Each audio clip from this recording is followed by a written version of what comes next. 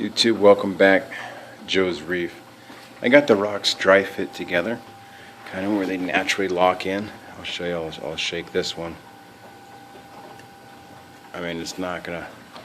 I could put that in the tank as is, and it probably won't fall over.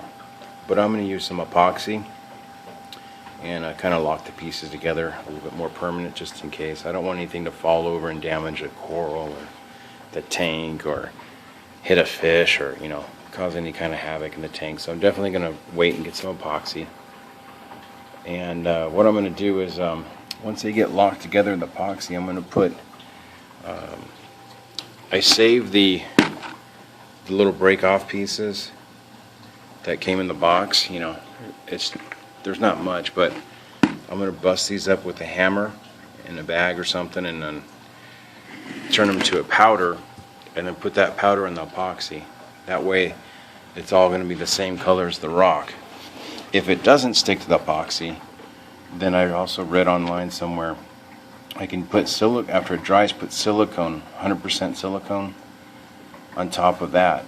So the epoxy will be, you know, the silicone will be on top of it, and the powder will stick to that. So ultimately you'll get it to where, you know, the rocks will all be the same color. And let's say there's some parts right here that just don't look natural, you don't like it. Put a little piece of the rock in there, or just put the silicone in there, and then put the powder stuff to cover it, and you won't know that it's not a rock in between. It's not solid. You can cover up some of the imperfections or the stuff that just doesn't look natural. Like, let's say I might add a little bit in there so it looks a little bit more natural into those two pieces. So let me show you. So again, that's going to be the Zoa bridge, and it's got some nice flat tops to it, so it's pretty cool. Let me show you. This is going to be one of the islands, and it's got some shelves there, a little bit of overhang. It's going to be cool. Now this stuff, like I said, it's pretty cool. I really like it.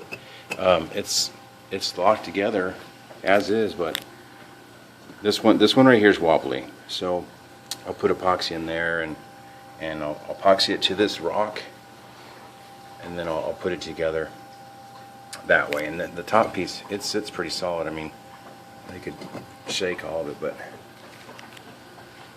so it's looking pretty cool. And here's the top. So with this top piece on, it's going to be like that. So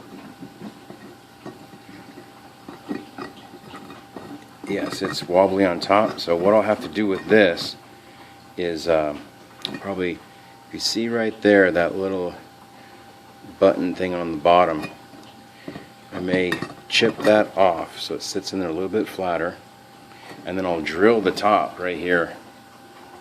I'll drill the top of it, and I bought this rod. I don't know if I'll use the bolts. I just need some epoxy, and I'll drill it right there, hole there, a hole into here, like right where that rod's going, and then drill down in there, and that rod between the two and epoxy will definitely hold it in place. And so here's the other part. Here's what it would look like if it was on there from this side. So it looks pretty cool. There it is on that side. And then let me try and keep the camera, my cell phone. You guys can see the detail in it. It's a really cool rock. That piece right there is just sitting on it. Well, you see how there's some gaps right in there? I'll probably put the silicone in there, make it look a little more natural. But yeah, it's pretty cool.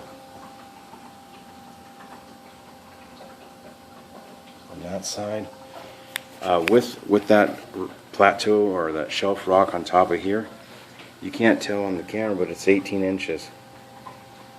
And the tank's, you know, 20-something inches, but it'll be plenty tall. So once I get it put together and some epoxy, and I'll show you end results, and stay tuned.